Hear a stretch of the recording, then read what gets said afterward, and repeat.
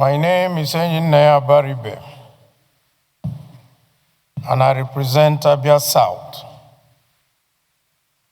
The writer, George Orwell, made a very profound statement, which I will quote. He says that in times of universal deceit, telling the truth becomes a revolutionary act. We are being told every day to be patriotic. We are being told here that we shouldn't say anything against. We are being told that, oh, you shouldn't talk about the past. You should focus on the present. Yet, on this floor, rather than focus on what we're supposed to talk about, we go back to say, oh, during 2015, oh, the Chibok girls happened, and oh, we are now rescuing people. People were not rescued at that time. During Chibok, 17 local governments in Katsina were not having parleys with bandits. People in Kebbi were not leaving all the rural areas and coming to only the urban areas to stay. People in Niger were not being kidnapped. So why do we need to? At any time we need to talk about the present issues of today. We go back to start to look for excuse for our failures of today. I only want to say, let us do the right thing. We're not blaming this government for what they are finding itself, but it is the government in power, and they should do the right thing. What are the right things? We take only one example.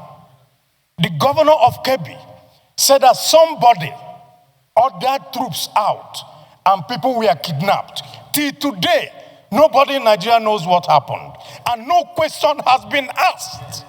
And we are sitting down here as a parliament, and we turn and we talk. Yet, somebody is responsible. If I'm the commander-in-chief, I will call the army commander in that place and the head of the army and say, if you don't get me the head of this person, who withdrew the troops to put all these children in jeopardy? Then you make an example of him. That is how a country is run. A country is not run on pacification. A country is run on confronting issues. I rest my case. You should try and put off your microphone. I want to associate myself with the submission of Senator Abaribe. When distinguished Senator Ashiru brought this issue up, just that he tried to do a comprehensive work of going through all the insecurity situations in the last few weeks. But there are certain salient points that we ought to bring out for the attention of the Senate. For instance, whether it is true, the social media report that the Brigadier General Oba that was murdered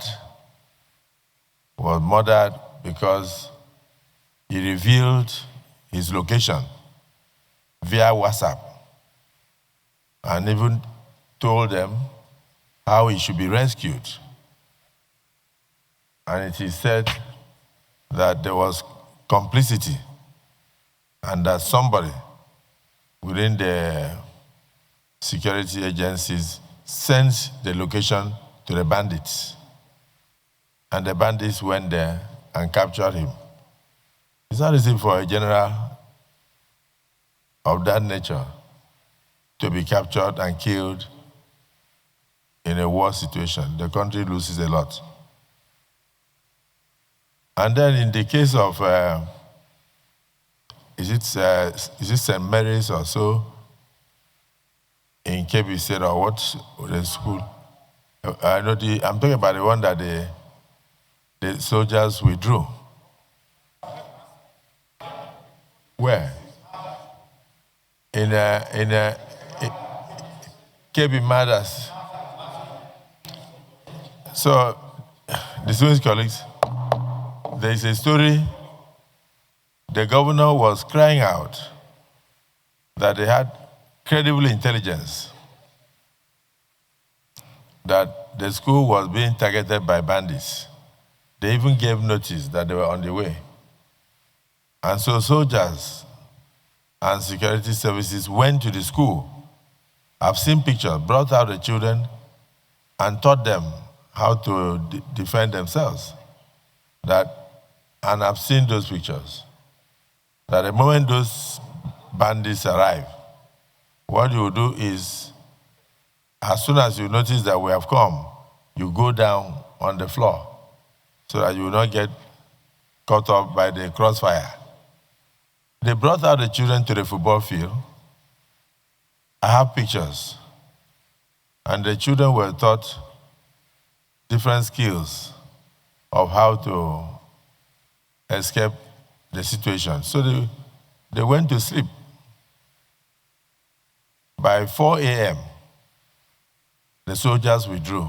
By 4:30, 30 minutes after, the bandits entered and operated unfettered. I think that's what Senator Abaribe is trying to say. You have more explanation? Okay. Okay. Go ahead. Thank you, Mr. President. Distinguished colleagues, my name remains Abamoro. Mr. President, I want to thank my colleague, Deputy Leader of the Senate, for bringing up this motion, which I think very timely and very apt. And Mr. President,